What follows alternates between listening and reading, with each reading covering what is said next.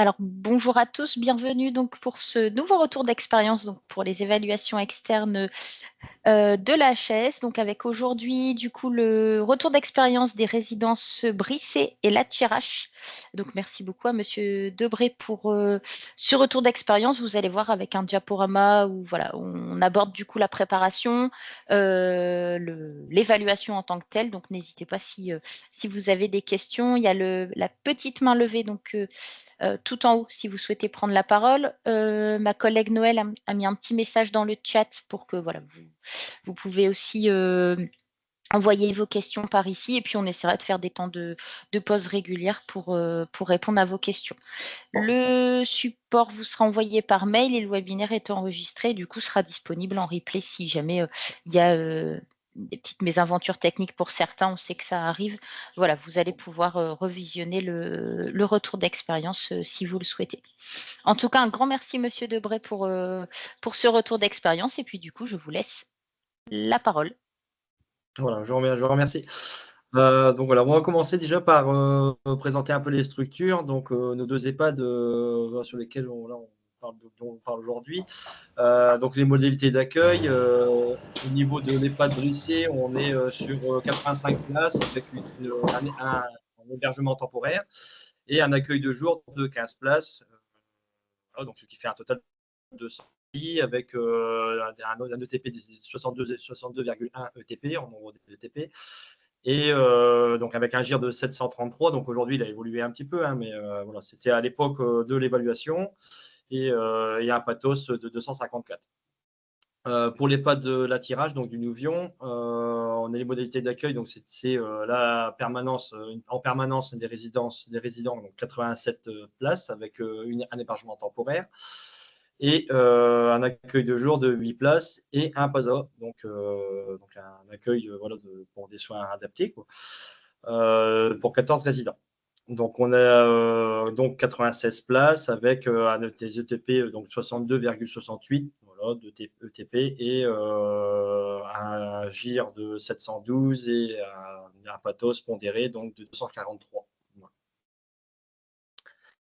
Alors, au niveau des évaluations, donc on a passé nos évaluations en fait coup sur coup sur les trois, on a trois établissements, on a deux là dont on parle aujourd'hui, mais on a trois établissements.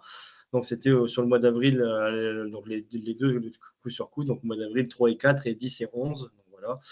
Donc pour cela, on a regroupé plusieurs personnes. À chaque fois au niveau des interventions, on avait la direction générale qui était là, les référents de site, un médecin coordinateur à chaque fois sur chaque site, le cadre de santé de l'EHPAD, une infirmière en géronto et donc le qualiticien et un informaticien parce qu'il y a aussi la partie numérique voilà, qui est dans le système et la cyberprévention, voilà, donc, qui est dans les thématiques de l'évaluation.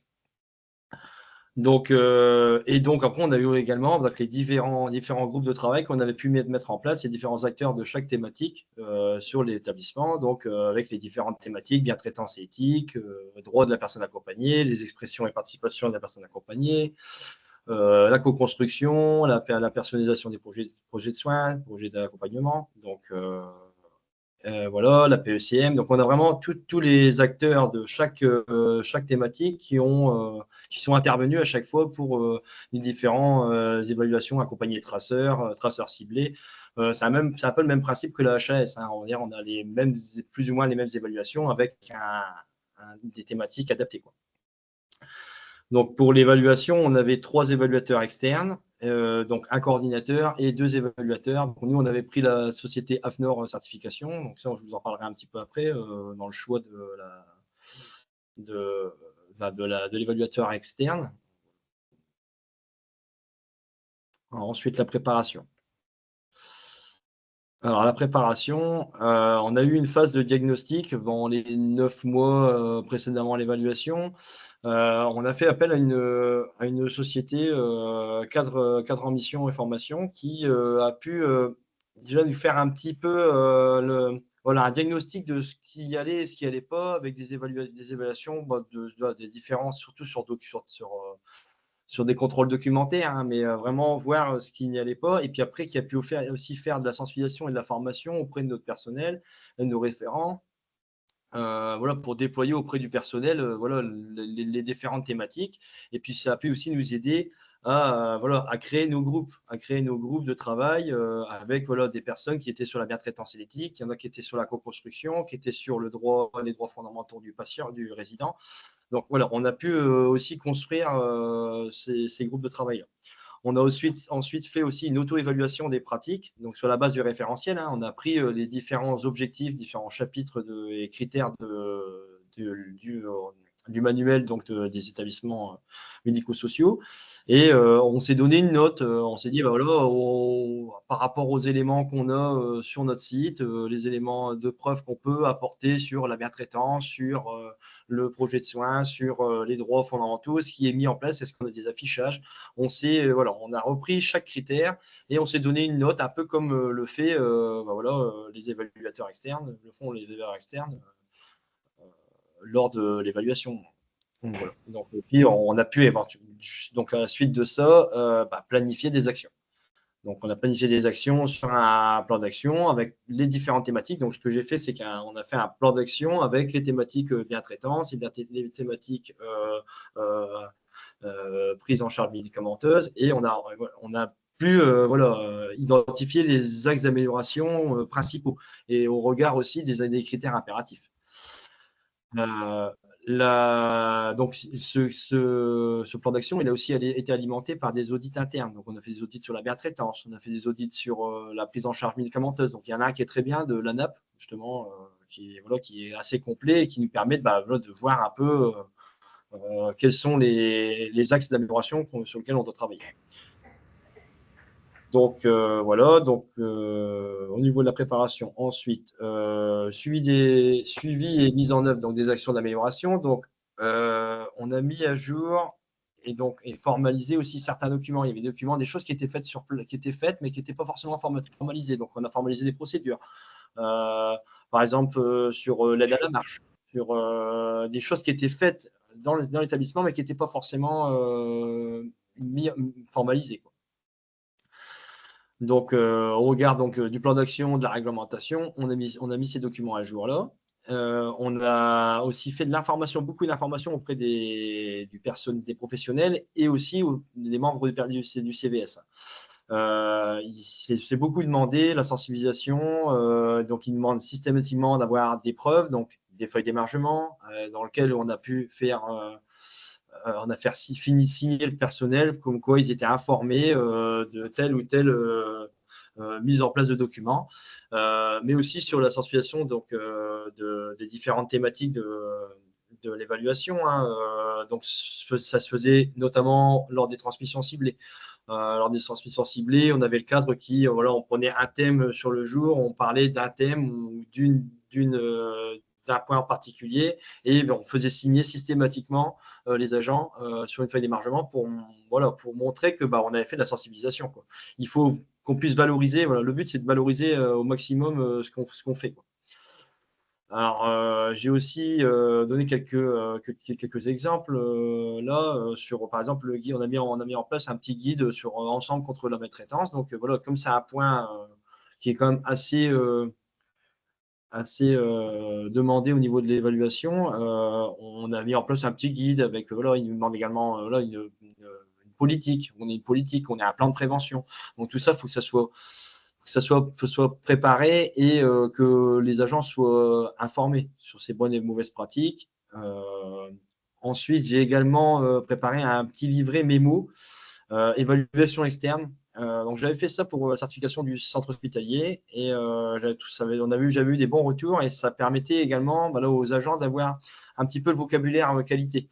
À l'intérieur de ce livret, on va avoir une partie lexique avec voilà, les aides à vocabulaire qualité, des informations sur la gestion documentaire, sur comment on retrouve un document dans notre gestion documentaire informatique, quels sont sur la déclaration d'événements indésirables, sur les plans d'action qui existent dans notre établissement et comment ils ont été préparés, comment ils ont été alimentés. Donc, la communication sur les commissions du CH qui sont en commun, parce qu'on est des établissements rattachés, donc on est un CH rattaché avec des EHPAD, donc il y avait des commissions qui étaient communes et auxquels certains agents de l'EHPAD participaient. Donc, voilà, on a pu montrer un peu tout ça. Et ensuite, il y avait aussi une partie sur les critères impératifs. Donc, c'était vraiment axé sur les critères impératifs avec des petits résumés, des choses qu'il faut retenir sur certains points. Donc, je m'étais aidé justement d'un document, je pense, du RSQR sur des fiches mémo, si je ne me trompe pas, pour faire ce petit livret. Et puis, donc, chaque personnel avait ce petit livret avec voilà, des informations sur chacune des thématiques et chacun des critères impératifs. Ensuite, on a aussi renouvelé les différents affichages au niveau de la résidence. On a repris l'ensemble des affichages voilà, qui devaient être obligatoires, c'est-à-dire la charte de la personne accueillie, des droits de la personne accueillie, les personnes qualifiées qui doivent être affichées. Donc, il faut vraiment voilà, que tout ça, ça soit lisible, accessible aux résidents, accessible aux familles. Le but, c'est que, voilà, que les experts, quand ils arrivent, ils voient qu'il y ait une communication de l'ensemble de ces éléments-là. Après, il ne faut pas hésiter non plus à travailler sur le facile à lire et à comprendre pour pouvoir voilà, rendre accessible au maximum les informations aux résidents. Voilà. Ensuite, la suite, au niveau de l'évaluation.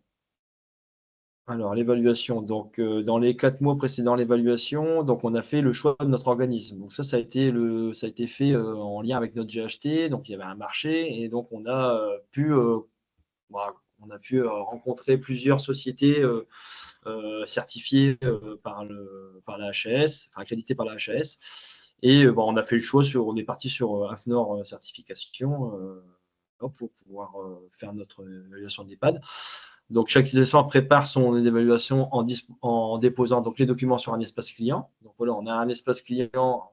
À la suite de ce choix-là, on avait un espace client sur lequel on a donné tous nos documents de type voilà, les organigrammes, le projet d'établissement, les plans de crise, donc notamment le plan bleu, les plans de conduite d'activité, le livret d'accueil, les règlements de fonctionnement. Donc, tous les documents, voilà, tous ces documents-là, vous les donnez à l'avance.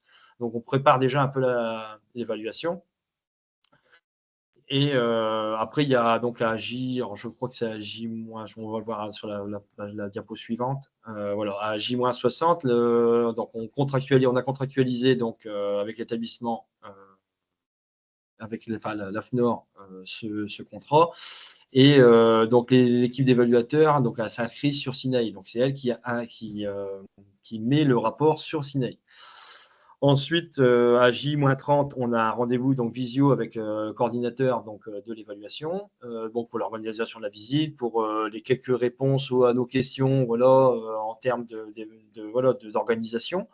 Et puis, on a un planning qui se met en place. À J-15, donc on a confirmation de la modalité de visite, de la prise en charge, de la prise de connaissance des documents fournis par l'établissement. Donc, à J-15, tous les documents qu'on a pu mettre sur la plateforme, ils sont visualisés par les experts et voilà, il y a déjà un premier retour. Alors, au niveau du planning de visite et des critères impératifs. Alors, pour les deux sites, ça a été à peu près la même, ça a été la même organisation. On a eu 4 audits système, donc 2 avec la gouvernance, donc avec les thématiques que je vous mets en lien. Hein. Il y a la bientraitance, l'éthique, le droit, voilà, toutes ces thématiques-là ont été vues et donc les critères 3.11 à 3.14 ont été vus pendant cet audit système. Après, ensuite, il y avait des audits système. Donc, il y en avait 2 audits système avec la gouvernance et 2 avec les professionnels. Donc là, ça a été de la consultation documentaire, mais aussi, donc voilà, ils ont recoupé les informations par rapport à ce que nous, on avait dit aussi lors des audits de gouvernance. En fait, ils recoupent un petit peu les informations. Donc, on reste un peu sur la même démarche. Il y a la démarche qualité, gestion des risques, la stratégie d'accompagnement, de l'autonomie et de la santé. Et donc, les critères impératifs, donc 3.12.3, 3.13.3 et 3.6.2 ont été évalués en même temps à ce moment-là. Ensuite, on a eu 3 accompagnés traceurs.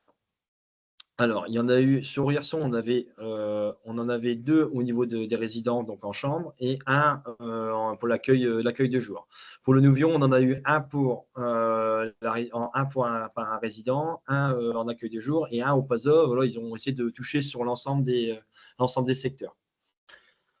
Donc voilà, et donc ces accompagnés traceurs, donc bon, on leur donne, on a un choix, hein, on donne quelques patients qui seront susceptibles de vouloir être interrogés, et un peu comme le patient traceur, comme on le fait pour un centre hospitalier, un peu comme le patient traceur, on demande l'accord du résident, et voilà, on lui fait un petit entretien de 30 à 45 minutes. Enfin, l'expert lui fait un entretien et il lui pose quelques questions. Et derrière, il y a un entretien avec l'équipe pendant à peu près 1h30 pour recouper un peu les informations, puis voir un peu ce que le résident a pu comprendre, a pu dire comme information, et puis revoir un peu ce qui a été fait par rapport au dossier. Ensuite, on a eu 3 traceurs ciblés, donc 2 deux en rencontre avec des professionnels, un sur plusieurs thématiques, dont donc les critères impératifs de 2.1 à 2.7. Et ensuite, avec un focus sur un focus critère soins, donc vraiment sur l'accompagnement de l'autonomie, sur le circuit du médicament, donc vraiment dédié. Voilà, et un avec la gouvernance, donc bientraitance éthique et droit de personnes accompagnées. Et pour finir, on a eu aussi, donc pour chaque site, un entretien avec les membres du conseil de vie sociale, donc avec les critères impératifs 3.12.2, 3.13.2 et 3.14.1. Voilà. Donc ça, c'est un peu le planning de la visite, qui a été fait sur les 2 jours. À chaque fois, il y avait 2 jours par site. Donc sur les 2 jours, on a pu organiser et ils ont pu avoir l'ensemble des professionnels présents pour assister à ces évaluations. Voilà. Alors, donc il y a 17 sur les 17 critères impératifs évalués au travers de l'évaluation, donc audit système, traceur ciblé et entretien avec le CVS. Donc il y a un recoupement donc des réponses aux critères entre les professionnels, la gouvernance, les représentants des usagers. Donc ça peut être les représentants des usagers, CVS, ça peut être les résidents et leur famille, hein. Et donc on a pu voir ces points-là. Donc, c'est prévention du risque de maltraitance, traitement des plaintes et des réclamations, recueil des traitements et analyse, diffusion des événements indésirables. Donc, tous ces points-là, c'est des choses qui sont impératives et sur lesquelles il faut travailler. Il faut que les gens soient informés, quoi. Sur le traitement des plaintes et des réclamations, sur les FEI, sur la gestion de crise, que ce soit le CVS ou la gouvernance. Il faut que l'ensemble des acteurs soient informés sur ces points-là. Et puis après, le respect des droits fondamentaux, des libertés d'activité individuelles. Donc ça, c'est un point, c'est des points impératifs. C'est des critères vraiment impératifs sur lesquels il faut travailler. Voilà. Alors, les professionnels rencontrés et les ressentis généraux. Alors, au départ, les professionnels étaient un petit peu impressionnés et ne savaient pas toujours montrer et valoriser leur travail. Il a fallu un petit peu que les experts, les mettent un peu instaurent un peu le climat de confiance et puis leur montrer que ils étaient là pour voir un peu ce qui était fait. Et puis ils n'ont pas hésité à reformuler des questions, à essayer de chercher un petit peu. Est-ce que vous faites bien ça, Et ils ont au final, ils ont réussi à retrouver les informations qu'ils souhaitaient pour pouvoir répondre aux critères.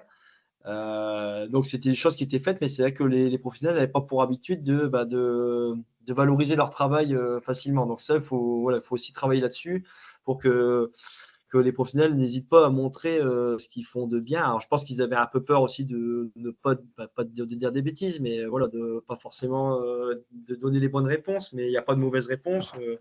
Moi, je leur avais dit, il faut surtout montrer que ce que vous faites et ce que vous faites pour le résident. Après, ce qui a été aussi bien reconnu par l'ensemble des professionnels, que ce soit de la gouvernance ou du côté soignant, il y avait une bienveillance de tous des évaluateurs, quoi. Une bienveillance et ils étaient dans l'écoute et puis on pouvait toujours rectifier les choses. La suite du coup. Donc, les réunions de fin de journée, donc avec clôture des premiers résultats. Les réunions de fin de journée sont des moments d'échange avec les évaluateurs, permettent également de compléter nos réponses avec les évaluations, sur les évaluations effectuées dans la journée et d'apporter des éléments de preuve complémentaires. Voilà. Alors, des fois, c'était le lendemain, mais en général, sur la journée, il y avait les agents qui apportaient aussi des éléments. Les évaluateurs donc, apportent les premières remarques et constats au regard des critères impératifs, ce qui permet aussi à l'établissement de réagir et d'apporter, donc, si possible, des éléments de réponse complémentaires dès le lendemain. Voilà, c'est ce que je vous disais, c'est qu'il faut montrer aussi notre réactivité, que voilà, si on a quelques constats, quelques remarques, voilà, il faut essayer de s'y attacher tout de suite et puis voir un peu, voilà, dès le lendemain, leur montrer ce qui est fait et ce qui est réalisé. Donc, à l'issue des 2 jours d'évaluation, les évaluateurs donc, aussi formulent une restitution globale des évaluations effectuées. Et donc, ils informent aussi sur les fiches critères impératifs qui ont été ou non rédigées. Donc, nous, on a eu la chance de ne pas avoir de critères, enfin de fiches impératives, critères impératifs. Mais voilà, ça aurait pu être le cas. La restitution donc, a été réalisée donc, avec une grande partie du personnel. Donc ça a été un choix de direction. En fait, au départ, les évaluateurs nous le demandent si on souhaite justement faire une présentation à l'ensemble du personnel, ou alors si vous voulez plutôt voilà, une restitution restreinte et après voilà, une autre évaluation. Nous, ça a été notre choix de faire une application globale. Donc, ça a permis aussi voilà, les professionnels d'avoir de voir les différentes catégories professionnelles et de montrer qu'il y a une implication de tous. Voilà. Ensuite, on suit au niveau des informations et conseils. Alors, ce qui a contribué à la réussite, donc c'est l'implication de l'ensemble des professionnels. Alors, ça peut être assez difficile au départ, mais voilà, il faut le fait d'avoir sensibilisé l'ensemble de nos agents au fil du temps sur les derniers mois avant les évaluations. Ça permet d'impliquer le maximum de professionnels sur la démarche qualité et puis voilà, qui valorisent leur travail. Après, il y a aussi ce qui a contribué à la réussite, la réactivité donc, de l'ensemble des professionnels suite aux remarques. Donc, c'est ça, des fois, il y avait une évaluation avec les professionnels, seuls les professionnels, et dans la journée, ils allaient revoir l'évaluateur en disant on avait ça aussi, on n'avait pas pensé à vous le dire.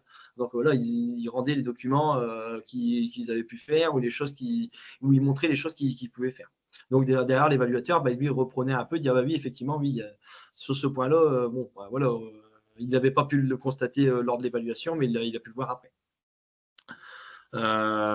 Préparation aussi donc, de pochettes par thématique. Donc nous, on avait fait ça donc, par thématique. On avait fait préparer des pochettes avec l'ensemble des documents qui pouvaient, qui étaient relatifs à cette thématique. Ça nous aide aussi à ne pas oublier des choses qui sont faites en interne et qu'on n'a pas forcément, voilà, lors d'évaluation, des fois on n'a pas pressionné, on ne sait pas trop, on oublie des choses. Donc ça permettait aussi aux agents d'avoir l'ensemble des éléments. Sur quoi il faut être vigilant? Alors, la prise en compte de chacune des remarques et montrer la réactivité de l'établissement. Les critères impératifs, notamment donc, les droits fondamentaux. Donc, c'est là-dessus qu'il faut travailler au maximum, parce que les droits et libertés de la personne accueillie, donc surtout l'aller et venir, les droits civiques, enfin, vraiment tous les droits fondamentaux qui sont édités dans la charte de la personne accueillie. C'est là-dessus qu'il faut axer. Le droit à l'image, notamment. Il ne faut pas hésiter à protocoliser les éléments, qu'il y ait bien un renouvellement du consentement du résident tous les ans lors du projet de soins. Donc, il faut que systématiquement, ça soit écrit quelque part et que ça soit organisé. Et puis ensuite, la connaissance des professionnels et des membres du CVS donc sur les outils de la loi de 2002, donc c'est-à-dire la charte des droits et libertés, le règlement de fonctionnement, la gestion de crise également, sur la gestion des EI et la gestion des plaintes et des réclamations. Donc ça, c'est des choses vraiment sur lesquelles les professionnels et les membres du CVS doivent être informés. Voilà.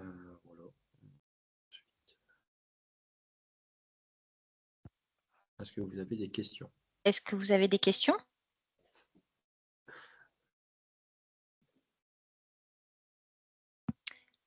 Alors, on a une main levée, Monsieur Makita. Oui, allez-y. je vais avoir deux, trois petites questions et une petite amélioration apportée au support. Alors, concernant l'amélioration, vous avez écrit habilitation par la HAS. Non, la HAS. Non, vous avez écrit, pardon, accréditation par la HAS. Donc, la HAS habilite les organismes qui ont été accrédités par le COFRAC. le Comité français d'accréditation.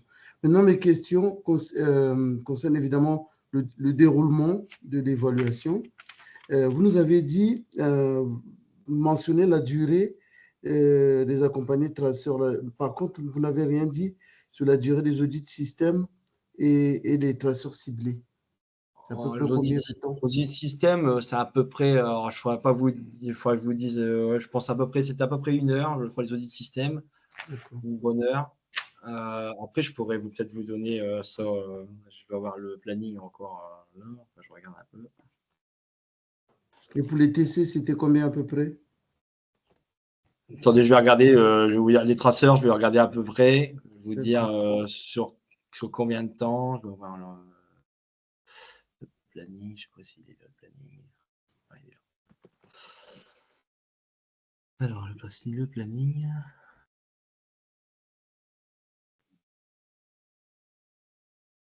Alors, traceurs ciblés, eux, ils comptaient 2 heures. On savait que c'était 2 heures au total. 2 heures pour le traceur ciblé. La compagnie de traceurs, on était voilà, sur à peu près voilà, 30 à 45 minutes avec le résident et à peu près 1 heure, 1h30 avec les professionnels. OK.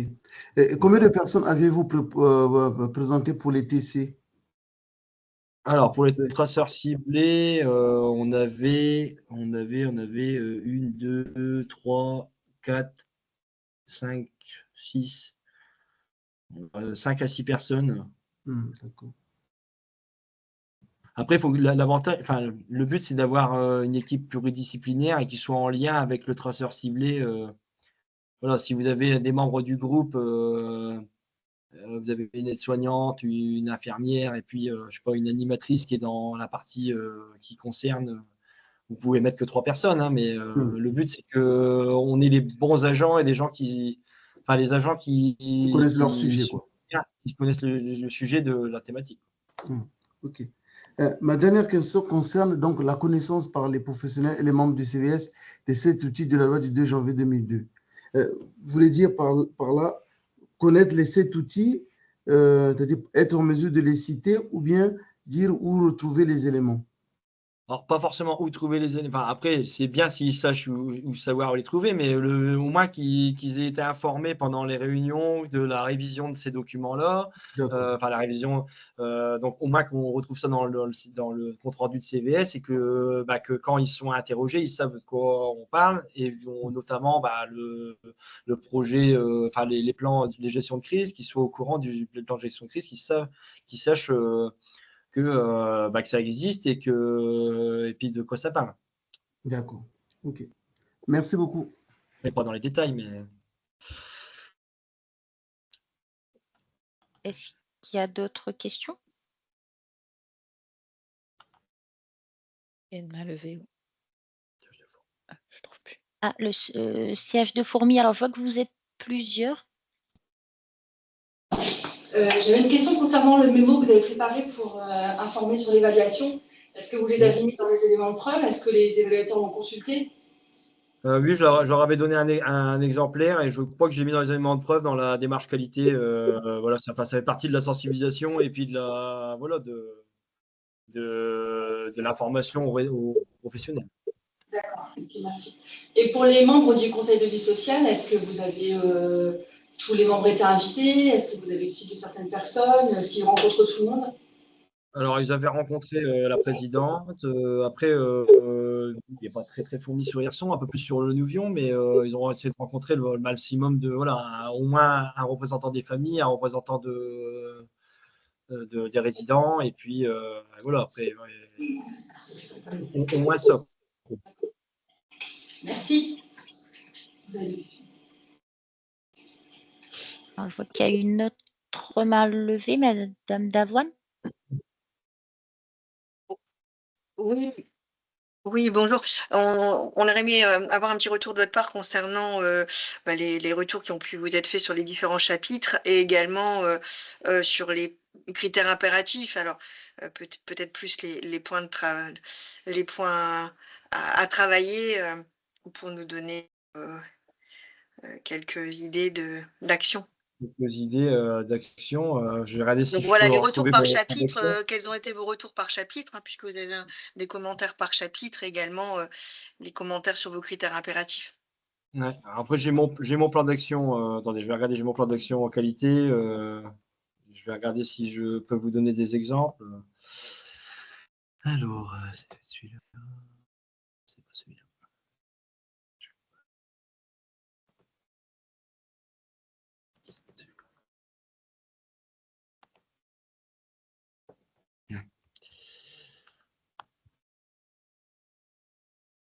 Alors, des exemples. Alors, par exemple, évaluation AFNOR.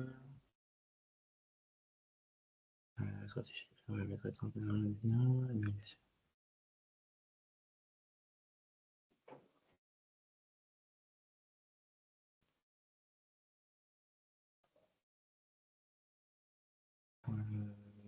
Développer la pratique de la traitance. Évaluation potentielle. Voilà, des évaluations potentielles. Cartographie, c'est ça. Alors, par exemple, sur la bien-traitance, il nous avait demandé donc de poursuivre nos démarches d'évaluation potentielle sur les situations de bien-traitance, des cartographies, des auto-évaluations, des identifications des axes d'amélioration et de sensibilisation. Après, je vais donner d'autres exemples. Il faut poursuivre la sensibilisation au maximum. Après, ne pas hésiter à donner des guides, à donner ensuite, évaluation AFNOR sur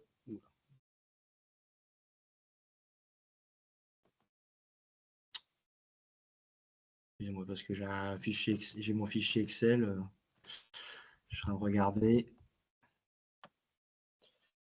Alors, je sais pas, sur un autre projet, alors, il y avait là, sur l'expression et participation de la personne accompagnée, impliquer davantage les personnes accompagnées et leur entourage dans les instances collectives.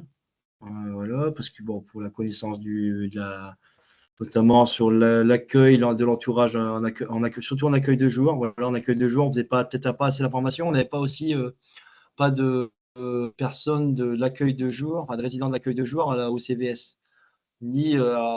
Après, c'est difficile hein, de pouvoir faire des appels à candidature et d'avoir des membres qui seront disponibles, mais au niveau du CVS, on n'avait pas vraiment de membres de l'accueil de jour.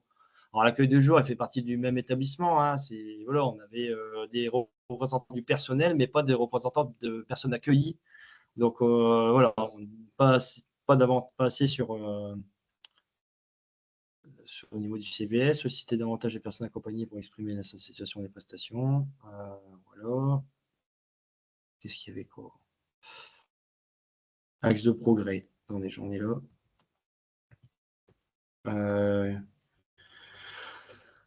Par exemple, nous, il y avait, voilà, par rapport au repas, voilà, demande de mise en place de plats de substitution pour les résidents. Donc, c'était l'axe de progrès. Voilà, c'est un axe de progrès qu'on nous a demandé pour pouvoir, voilà, pour l'expression et participation des résidents. Donc, c'était une demande qui avait été faite lors d'un CVS. Donc, il faut qu'on travaille là-dessus davantage pour avoir des repas de substitution complémentaires pour voilà, et puis pour comment dire, prendre en compte les desiderata des résidents lors de nos évaluations. Donc, on les évaluait, mais on fait des évaluations, mais derrière, il faut aussi pouvoir voilà, répondre à leurs demandes.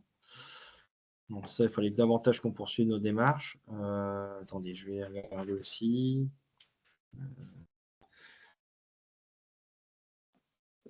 Voilà, après sur notre accompagnement, sur l'évaluation externe aussi, au niveau de l'hôpital l'accueil de jour,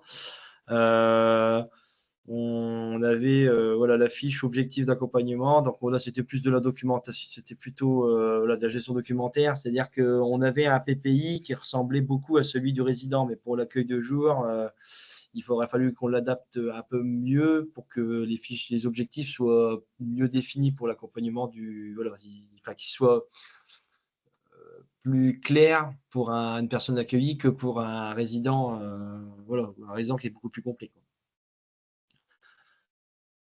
Il reste un travail final à mener autour des applications et conseils. Voilà. Ouais, donc c'était la conclusion. Alors, je vais vous lire la conclusion hein, de l'évaluation externe, sinon d'IRSON. Il reste un travail final à mener autour de l'application du conseil de vie sociale, notamment vis-à-vis des personnes accueillies et accueil de jour, sur la poursuite du travail autour du projet de personnalisé, harmonisation des pratiques et des outils, connaissance des référents, et plus généralement sur la question de la jeunesse de certains dispositifs ou modalités d'accueil et d'accompagnement. C'est vrai qu'il y avait certains documents qui étaient un peu jeunes. Comme je vous le disais, on a fait de la formalisation. Il y a des documents, il y a des choses qui étaient faites, mais qui n'étaient pas formalisées. Donc, ils ont bien vu qu'il y avait certains documents qui étaient assez récents. Bon, ils n'ont pas tenu rigueur pour autant, mais on a montré quand même que voilà, les équipes ont montré que les choses étaient faites quand même étaient faites et depuis longtemps et que voilà, les projets, les dossiers des résidents étaient renseignés et tracés quand même. Donc, mais ils ont quand même vu qu'il y avait une certaine jeunesse dans la démarche qualité. Et c'est vrai que voilà, après c'était les premières évaluations des établissements médico-sociaux, donc effectivement, voilà, il y a encore des choses à faire, mais voilà, il y avait quand même une bienveillance dans des experts voilà, ils étaient quand même dans l'écoute et ils ont bien vu qu'on faisait le maximum pour pouvoir répondre à l'ensemble des impératifs d'évaluation. Voilà, donc, je ne sais pas si j'ai répondu un peu à vos questions. Oui, merci. En fait, je pense que les instances, enfin, que ce soit d'ailleurs pour le médico-social que pour le sanitaire, sont majeures, les comptes rendus sont lus et les relevés de décision, il faut vraiment bien s'assurer que tout a été pris en compte et que les démarches ont été menées, hein, puisque c'est ce qu'ils vont, voilà, la documentation, ils vont regarder un peu tout ça et tout ce qui est retour d'instance, ils vont s'assurer que tout a été mis en place. Et même dans les réclamations éventuelles, nous, on avait mis en place aussi une fiche suggestion réclamation au sein de l'EHPAD, donc, qui était accessible par les familles et par les résidents. Il faut aussi que ça soit, voilà, que ces fiches-là ils se suivent, que le cadre en ait connaissance, que derrière il y ait il y ait une démarche qualité, qu'on fasse une réponse systématique, pas laisser des réclamations en suspens entre guillemets ou voilà en attente. Faut vraiment montrer qu'il y a une dynamique et qu'on ne laisse pas les choses se décanter et qu'on laisse, qu'on prend en compte des desiderata et des souhaits de chaque résident au cours de leur séjour, quoi. C'est vrai que pour là-dessus, quand on est accompagné par un logiciel, c'est quand même plus pratique. Nous, on utilise HVAL et obligatoirement, c'est une plateforme partagée et le suivi est bien tracé pour tous. C'est ce qui nous a aidé aussi. Alors nous, on a le même, comme on a un établissement CH et EHPAD rattaché, parce que l'EHPAD et le CH est l'un à côté de l'autre, on a la même gestion documentaire, donc bien différencier aussi les documents EHPAD et CH, et les documents qui servaient pour les deux, qu'on a refait un peu spécifique pour l'EHPAD et on a gardé pour le CH parce que ils aiment bien aussi qu'on ait aussi une certaine indépendance, même si, parce que nous, par habitude, on avait des documents utilisés un peu sur les deux parties, le médico-social et le social, pour certains protocoles. Je dis bien pas pour l'ensemble, mais pour certains protocoles, il y avait des choses qui étaient communes. Et donc, c'est bien aussi d'avoir une séparation des protocoles de prise en charge. Merci.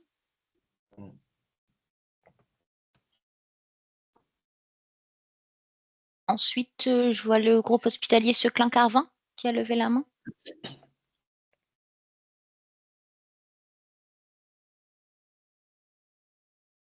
Ah, votre micro est coupé.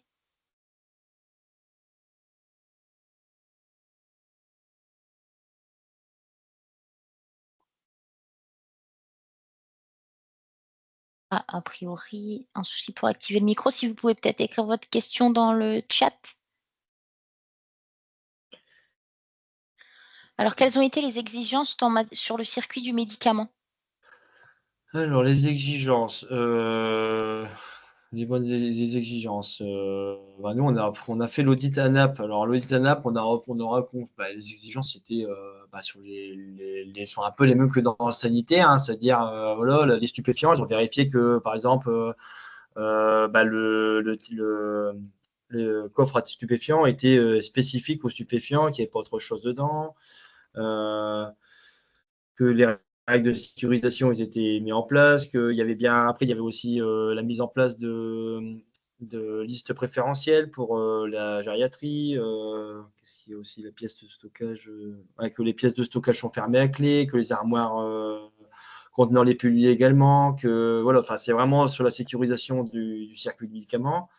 Le contrôle des stocks, contrôle des péremptions, la gestion des réfrigérateurs, qu'est-ce qu'il y avait encore, la distribution et l'administration par les IDE. Alors nous, on avait justement une procédure qui est assez complète sur le circuit du médicament, donc qui reprend donc de la prescription jusqu'à l'administration. Et on avait également mis en place une procédure sur l'administration par les aides-soignantes, enfin voilà, une aide à l'administration sous couvert, voilà, sous couvert de l'IDE, mais il y a aussi une aide. Après, il y avait la règle des 5B affichée, le livret thérapeutique qui soit présent. Et donc, justement, voilà, ce que je vous disais aussi tout à l'heure, c'est avoir une liste de préférentiels, une liste voilà, spécifique pour pour la gériatrie, quoi. Ensuite, les risques iatrogéniques. Hein, et puis, qu'est-ce qu'il y avait aussi tenir compte des événements indésirables. Conduite à tenir en cas d'événement indésirable, voilà, connu. Donc, il faut vraiment, en cas d'événement indésirable sur la prise en charge médicamenteuse, quelles sont les démarches, qui on prévient, médecin, pharmacien, quelles sont les analyses qui sont faites derrière, si on les rétextes qui sont faits, la communication des rétextes. Voilà, c'est à peu près tout, je pense. Après, il y avait quoi? Il y avait aussi les audits, ouais. La réalisation des audits qui sont faites, la politique aussi prise en charge médicamenteuse. Donc c'est un peu comme dans le sanitaire, hein, mais on a un peu les mêmes règles, hein, c'est les règles de sécurisation de circuit de médicaments, quoi.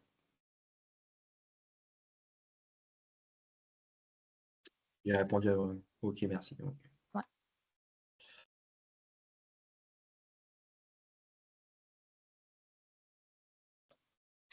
Alors, bonjour, quel logiciel de soins avez-vous? Ce dernier permet-il la validation par les aides?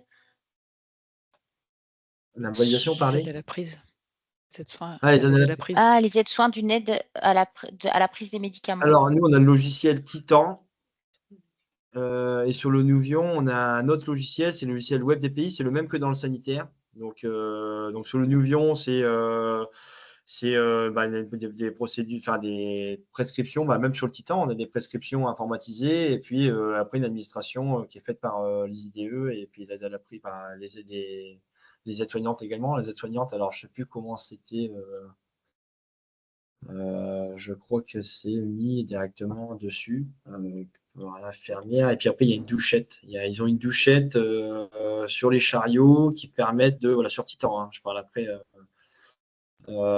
qui leur permettent de valider l'aide à la prise et ça met une validation sur le logiciel Titan, comme quoi il y a eu une aide à la prise à telle heure, à telle date.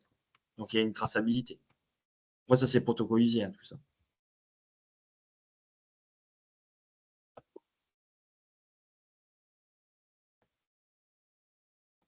Alors, ensuite, merci beaucoup. Alors, il y a des mains levées, mais je pense que c'est parce qu'elles n'ont pas été descendues. À moins qu'à Fourmi, vous avez une nouvelle question?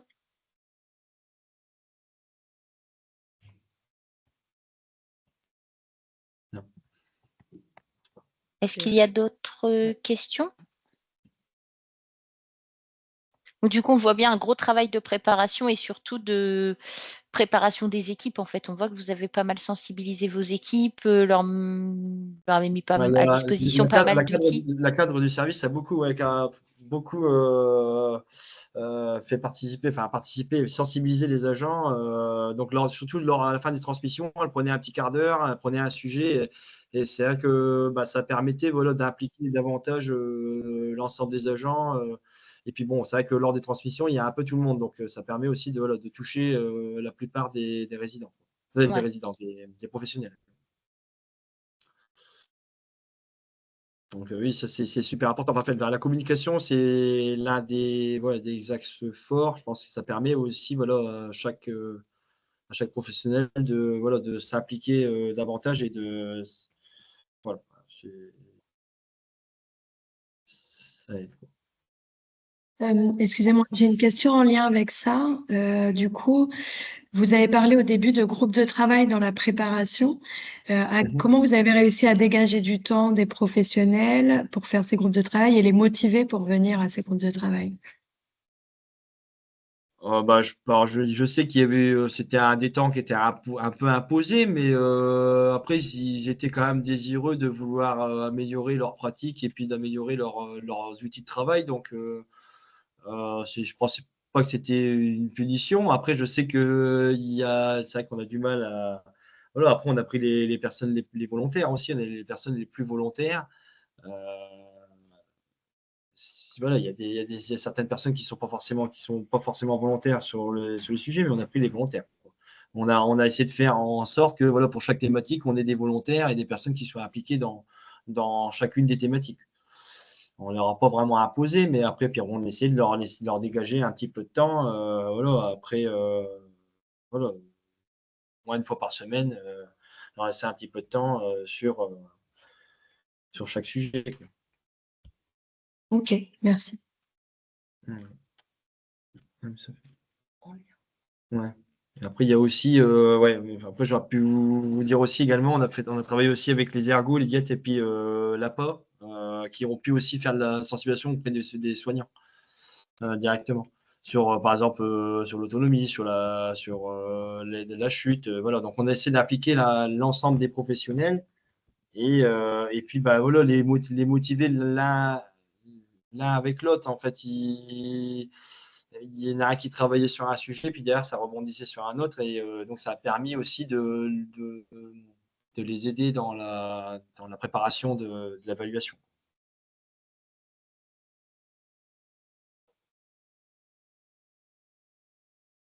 Mm. Est-ce qu'il y a d'autres questions? Ouais. Il y avait encore des questions dans le chat. Ouais. Ah oui. Alors,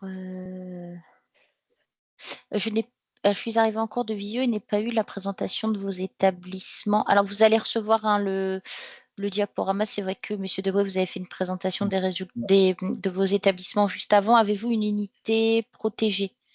Je crois. Alors, unité protégée, pas vraiment, mais on a un étage qui est fermé avec un code. Alors, justement, ce code-là, il faut qu'il soit bien visible. Parce on doit conserver la liberté d'aller et venir des résidents. Donc, si sur cet étage, il y a un étage où il y a des patients qui sont déambulants ou avec des problèmes cognitifs, donc ces patients-là, ils restent dans cette unité-là, mais ils pourraient très bien sortir si alors, il y a une personne qui en est capable peut sortir. On a un code qui est visible, donc les personnes qui déambulent n'y prêtent pas attention, mais ouais, on a en quelque sorte une unité sécurisée, quoi. Sécurisée pour certains résidents. Puis la question, c'était justement cette notion, avez-vous des remarques sur la mise en place de la liberté d'aller et venir en regard de ce critère? En fait, nous, c'était bien marqué en gros, voilà, le code pour rentrer, pour sortir de l'unité, il était marqué en gros, mais il était marqué en haut de la porte. Donc, les gens voilà, faire le code, mais en général, les patients qui ont des problèmes cognitifs, en général, ils restent dans l'unité. Ils ne bougeaient pas, quoi. Et voilà, ça permettait de répondre aussi à cette liberté d'aller et venir. Et après, il y a aussi, voilà, dans le contrat de séjour, une annexe. On avait fait une annexe pour les personnes, justement, où on limite l'accès à cet étage-là, où il y a un code. Donc, on avait dans le contrat de séjour une annexe pour la liberté d'aller et venir, justement, pour sécuriser le résident en question. Donc, c'est le médecin qui remplissait il y a une petite zone dans laquelle le médecin indique pour quelles raisons il est mis dans cette unité-là et pourquoi on lui restreint, entre guillemets, l'accès total à la résidence. C'est une annexe qu'on mettait dans le contrat de séjour. Donc ça a permis de montrer aux experts que voilà, quand on a réfléchi sur la liberté d'aller et venir et qu'on leur donne la possibilité de sortir malgré cette restriction. Et avez-vous des chambres doubles occupées par un couple dont l'un a des troubles cognitivo-comportementaux et l'autre non? C'est très spécifique comme question, mais À ma connaissance, non. On a des chambres doubles, mais après, non. je sais pas si dans les autres structures, les personnes qui sont présentes, ont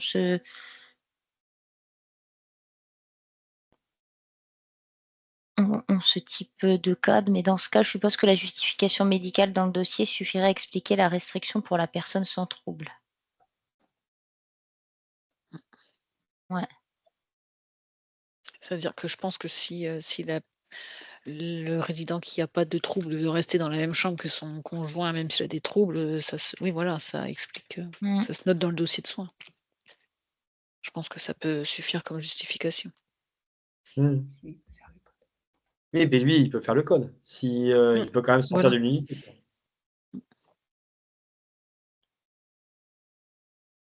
C'est son choix, du coup, en tout cas, au résident qui a Ouais. Ouais, c'est les le choix. Après, capacités. si c'est bien marqué et il consent à rester dans cette chambre-là avec sa femme, je pense qu'il n'y a pas de. Le but, c'est vraiment de montrer que voilà, on y a réfléchi, quoi. Qu'on n'a pas laissé ça parce que c'est comme ça, quoi. C'est ça, c'est ce qu'on dit à chaque fois, hein, sur, les accompagnements, et les retours d'expérience, hein. À chaque fois, on dit le tout, c'est de savoir justifier à l'évaluateur, voilà, qu'on pèse les pour et les contre, hein, les avantages, les inconvénients, les risques, voilà, pour le résident et que, ce qui nous permet de mettre en place, des actions. Mais voilà, c'est pas toujours, très simple. Et voilà, il faut montrer qu'on sait justifier pourquoi on choisit telle action et que l'équipe est au courant, en fait. C'est Ouais. surtout ça. C'est pas une C'est ça. décision qui est prise au niveau de la direction, mais que l'équipe, en concertation, est d'accord avec, l'action menée.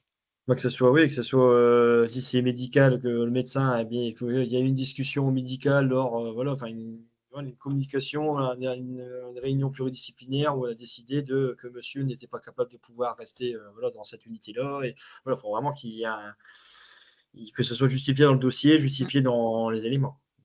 Et donc voilà, nous on avait Y compris par l'équipe et ouais, c'est ça. et voilà. C'est une décision pluridisciplinaire aussi, je dirais. Et moi, c'est vrai que je reviens sur, ce que c'est que vous avez dit lors de l'évaluation, les professionnels, n'ont pas réussi à se valoriser. C'est aussi ça qu'on voit en accompagnement et c'est pour ça que je vois, pourtant votre préparation a été quand même très complète. Enfin voilà, vous avez sensibilisé vos professionnels et cetera. Mais c'est vrai que nous, on le voit toujours en accompagnement, c'est que les professionnels savent faire, mais au moment où on leur pose la question, en fait, sont parfois perdus et c'est là où, en fait, on vous rappelle de bien vous préparer, ne pas hésiter à vous auto-évaluer et cetera et parce que je pense que c'est important, le jour J, en fait, au Il y a moment des des choses qui nous semblent, évaluations. des choses qui leur semblent banales, mais Voilà, ouais. il est important d'en parler parce que finalement, justement, c'est des points positifs et s'ils n'en avaient pas parlé, on n'aurait pas forcément. Voilà, l'expert n'a pas forcément connaissance. Alors après, l'avantage, c'est qu'on avait quand même des experts qui, quand même, cherchaient un peu à trouver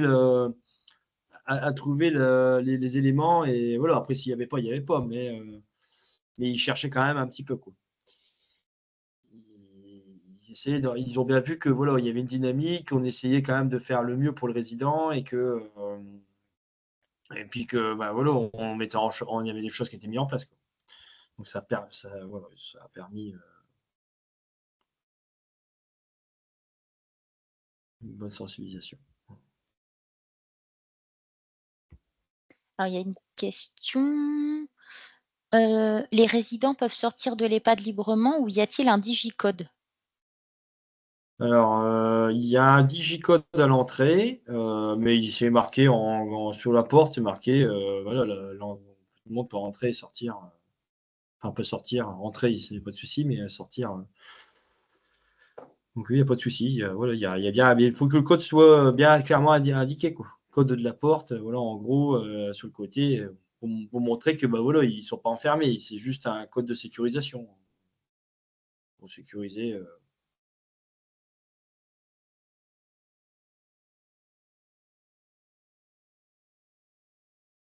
Est-ce qu'il y a Ouais. d'autres questions?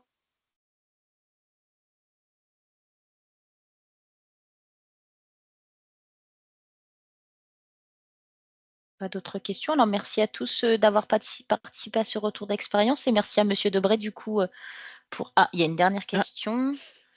Avez-vous fait un groupe de professionnels incluant soignant médical et un autre non soignant ou avez-vous mélangé les catégories professionnelles? On a mélangé les catégories professionnelles. Ouais, On c'est a souvent fait ce au qui est fait dans maximum. les établissements, ouais. Bah, ouais, c'est ce qui est mieux. Bon, il y a une discussion qui est commune sur, sur le sujet et puis voilà, tout le monde apporte un peu, voilà, sa pierre à l'édifice, comme on dit.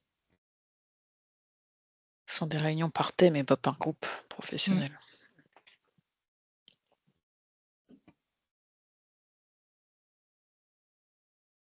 Ouais, de toute façon, il faut travailler sur les thématiques de C'est l'évaluation. ça, ouais. Il 9 thématiques, enfin, il y a un peu plus de 9 thématiques, je crois. Donc, il faut travailler sur les thématiques sur chaque thématique et après, limite, en regrouper quelques-unes, bien traitance et éthique là ensemble, essayer de regrouper et puis avoir quelques professionnels qui soient référents sur chaque thématique, voilà, qui impliquent un peu l'ensemble des professionnels, qui essayent au maximum voilà, d'appliquer, de trouver, voilà, mais il faut trouver des volontaires, quoi.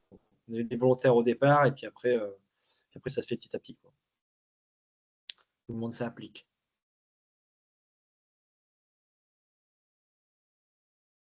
Est-ce qu'il y a une toute dernière question?